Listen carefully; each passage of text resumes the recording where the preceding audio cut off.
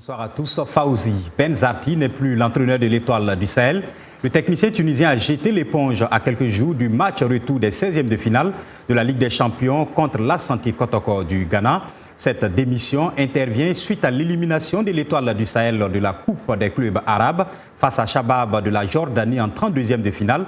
Benzati est critiqué depuis quelques semaines en raison des contre-performances de son équipe.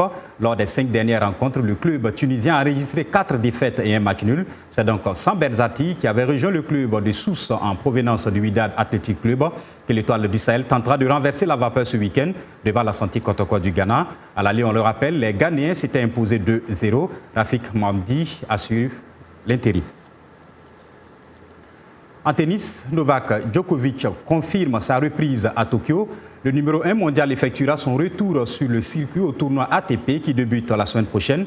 Près d'un mois après sa blessure à l'épaule gauche, le Serbe, dont le rang est menacé par l'Espagnol Rafael Nadal, a commencé à s'entraîner. Novak Djokovic a été contraint à l'abandon début septembre à l'US Open à cause de douleurs à l'épaule lors de son 8e de finale face au Suisse Stan Wawrinka.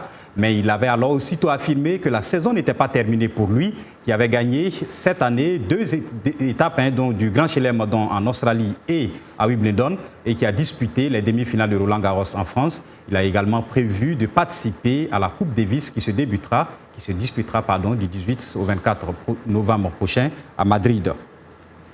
Et pour finir, le Britannique Sébastien Coe, seul candidat, a été réélu sans surprise à la tête de la Fédération internationale d'athlétisme à Doha. Ancienne légende de l'athlétisme britannique, devenu homme politique, Sébastien Coe est président de l'I2AF depuis 2015 et a été réélu pour 4 ans à 2 jours de l'ouverture des mondiaux lors de son premier mandat. Il a notamment permis de créer l'unité d'intégrité d'athlétisme chargée de juger les questions d'éthique et de dopage et a dû gérer l'épineux dossier de la Russie, dont la fédération est suspendue depuis novembre 2015 suite à un vaste scandale de dopage institutionnel. Voilà, c'est tout pour les sports. On se retrouve demain.